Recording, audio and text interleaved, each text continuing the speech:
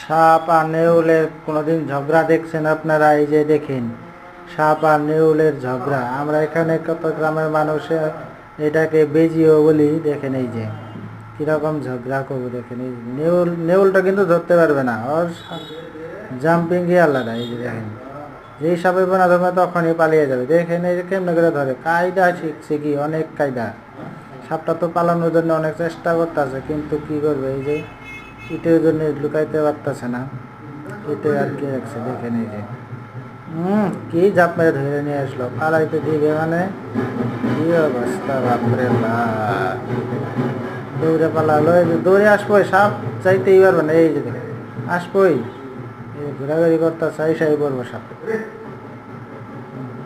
সাপে ভাবছে গেছে গা বোধ হয়, সাপে এইটাই ভাবছে গেছে গা, রক্ষা পাইছি, কিন্তু না। এই যে দেখেন তালাই আছে, আসবেই,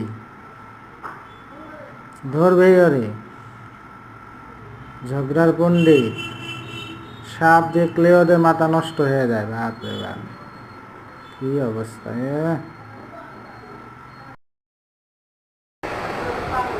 মাথা না ধরা পর্যন্ত কিন্তু যাবে না।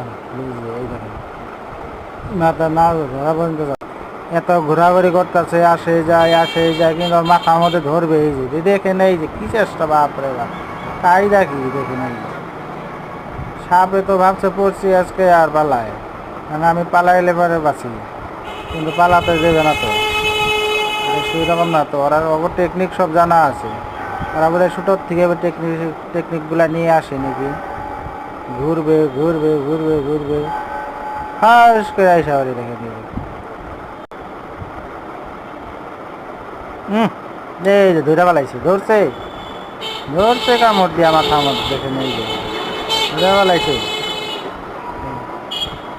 আবার গেল। সাপে তো ভাবছে পাইছে, সারছে যখন রক্ষা পাইছে।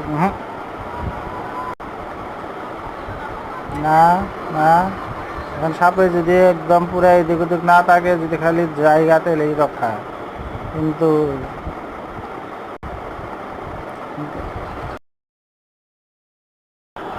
যা যা যা, তুই পালিয়ে যা ওই জায়গার থেকে, নাহলে কিন্তু রক্ষা নাই আজকে। পালিয়ে যা, এই দিকে না থেকে সিধাই তুই যা, দৌড় ফাল, দৌড় দে দৌড়। যত ঘোরাঘুরি করুক, খেলে দৌড় দে, তেলে রক্ষা। আবারও দুইটা পালাইছে, এই যে আবারও ধরছে। আজকে মায়ের সারবে সপ্তাহে আজকে। দেখেন।